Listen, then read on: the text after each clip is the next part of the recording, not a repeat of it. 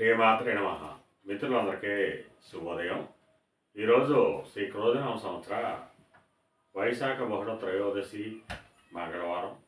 ఈరోజు భరణి నక్షత్రం.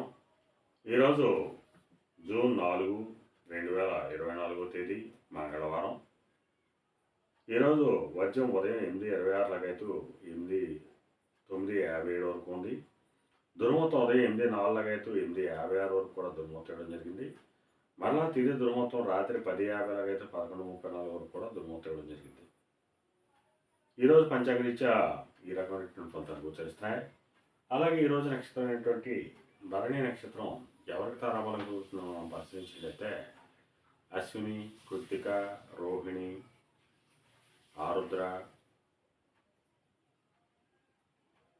పుష్యమి, మక, ఉత్తర, స్వాతి, అనురాధ, మూల, ఉత్తరాషాఢ, ధనిష్, శతతార, ఉత్తరాభద్ర. ఈ నక్షత్రంలో జన్మించేటువంటి మన మిత్రులందరికీ కూడా ఈరోజు నక్షత్రం అయినటువంటి భరణి అనుకూలంగా ఉంటుంది. అందువల్ల ఇప్పుడు చెప్పుకున్నటువంటి నక్షత్ర జాతకులందరికీ ఈరోజు సౌకర్యంగా ఉంటే అవకాశం ఉంది. అలాగే ఈరోజు రాశి ఫలాలను మనం పరిశీలించినట్లయితే మేషరాశిలో జన్మించిన వాళ్ళకి ఈరోజు కార్యజయం కలుగుతుంది. కొద్దిపాటి అనారోగ్య సూచన కనిపిస్తుంది. వృషభ రాశిలో జన్మించిన వాళ్ళకి అతి సామాన్యంగా ఉంటుంది. ఆరోగ్యభంగం కలుగుతుంది, ధనవ్యయం కలుగుతుంది. మిథున రాశిలో జన్మించిన వాళ్ళకి ఈరోజు కార్యజయం కలుగుతుంది, లాభసాటిగా ఉంటుంది.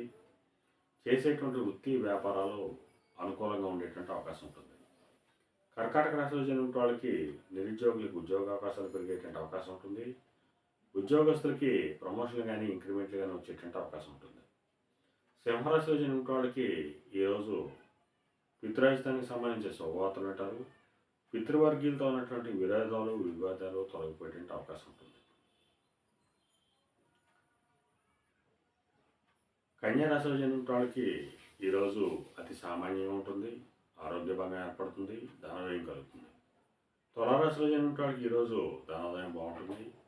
చేసేటువంటి వృత్తి వ్యాపారాలు లాభసాటిగా సాగేటువంటి అవకాశం ఉంటుంది. వృశ్చిక రాశిలో జన్మించిన వాళ్ళకి అంతర్గత బహిర్గత శత్రువుల వల్ల అనేక ఇబ్బందులు ఎదుర్కొనే అవకాశం ఉంది. అందువల్ల శత్రువుల పట్ల అప్రమత్తంగా ఉండవలసిందిగా తెలియజేయడం జరుగుతుంది.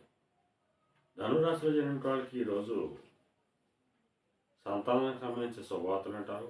వారికి సంబంధించి తీసుకున్న నిర్ణయాలన్నీ కూడా ఈరోజు సఫలమయ్యేటువంటి అవకాశం ఉంది. మకర రాశిలో జన్మించిన వాళ్ళకి ఈరోజు ఆకస్మిక ప్రయాణాలు చేయవలసిన అవసరం ఉంటుంది. అటువంటి ప్రయాణంలో ప్రమాదాలు ఉంటాయి కాబట్టి తగిన జాగ్రత్తలు తీసుకోవాల్సిందిగా తెలియజేయడం జరుగుతుంది. కుంభరాశిలో జన్మించిన వాళ్ళకి పరాక్రమంతో ఆదాయ వనరులు ఏర్పడతాయి. నూతన వ్యాపార భాగస్వామ్య ఒప్పందాలు కలిసి వచ్చేటువంటి అవకాశం ఉంటుంది. మేన రాశిలో జన్మించిన వాళ్ళకి ఆదాయ వనరులు పెరుగుతాయి, ధనాదాయం పెరుగుతుంది, ఆరోగ్యం చేకూరుతుంది. ఈరోజు ద్వాదశ రాశి యొక్క ఫలితాలు ఈ రకంగా తెలియజేయడం జరిగింది. అలాగే ఈరోజు ఎలక్ట్రికల్ రంగంలో ఉన్న వాళ్ళకి కానీ, ఎలక్ట్రికల్ వస్తువులు విక్రయాలు చేసిన వాళ్ళకి కానీ, వ్యవసాయ రంగంలో ఉన్న వాళ్ళకి కానీ ఈరోజు మిక్కిలి శుభదాయకంగానూ లాభదాయకంగా ఉండే అవకాశం ఉంది. కళారంగంలో ఉన్న వాళ్ళకి కానీ, కళాత్మకమైనటువంటి వస్తువులు విక్రయాలు చేసిన వాళ్ళకి కానీ, సుగంధ పరిమళ ద్రవ్యాలు విక్రయాలు చేసిన వాళ్ళకి కానీ, సౌందర్య సాధనాలు విక్రయాలు చేసిన వాళ్ళకి కానీ ఈరోజు మిక్కిలి శుభదాయకంగానూ లాభదాయకంగా ఉండే అవకాశం ఉంది. అలాగే ఈరోజు కుజరాహుల కలయిక వచ్చింది. ఈ రెండింటి కలయిక ఎప్పుడు వచ్చినప్పటికీ కూడా దండనాధికారం కలిగినటువంటి డిపార్ట్మెంట్ అనగా జ్యుడిషియల్ డిపార్ట్మెంట్లో ఉన్న వాళ్ళకి కానీ, పోలీస్ డిపార్ట్మెంట్లో ఉన్న వాళ్ళకి కానీ, ఇన్కమ్ ట్యాక్స్ డిపార్ట్మెంట్లో ఉన్న వాళ్ళకి కానీ, రెవెన్యూ డిపార్ట్మెంట్లో ఉన్న వాళ్ళకి కానీ మిక్కిలి శుభదాయకంగా ఉండేటువంటి అవకాశం ఉంది. అందువల్ల ఆయా రంగాల్లో ఉన్నటువంటి వాళ్ళతో మిగిలిన వాళ్ళు అప్రమత్తంగా ఉండవలసిందిగా తెలియజేయడం జరుగుతుంది.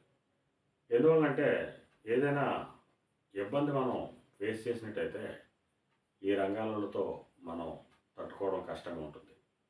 అందువల్ల ఆయా రంగాల్లో ఉన్నటువంటి వాళ్ళతో అప్రమత్తంగా ఈ రోజంతా కూడా మెలగడం ఎంతో ముఖ్యమని చెప్పి తెలియజేయడం జరుగుతుంది. అలాగే ఈరోజు అదృష్ట సంఖ్యలుగా 1, 3, 9 తెలియజేయడం జరుగుతుంది. ఈ అదృష్ట సంఖ్యలు ఏంటంటే మన మిత్రులందరికీ కూడా ఈ రోజంతా శుభకరంగా ఉండే అవకాశం ఉంది. అలాగే ఈరోజు లేత ఎరుపు రంగు వస్త్రాలు కానీ లేదా దవడ వస్త్రాలు కానీ ధరించినట్లయితే సర్వశుభాలు కలుగుతాయని చెప్పి శాస్త్రీయ తెలియడం జరుగుతుంది. ఈరోజు మంగళవారం. అందువల్ల ఆ సుబ్రహ్మణ్యేశ్వర స్వామిని, షణ్ముఖుని తేనెతో కానీ చెరుకు రసంతో కానీ అభిషేకించినట్టయితే సర్వశుభాలు కలుగుతాయని చెప్పి శాస్త్రీచే తెలియజేయడం జరుగుతుంది.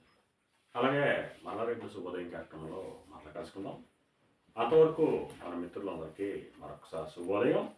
ఇట్లో మీ పెదబాబు సిద్ధాంతి గొల్లల మామిడాడ.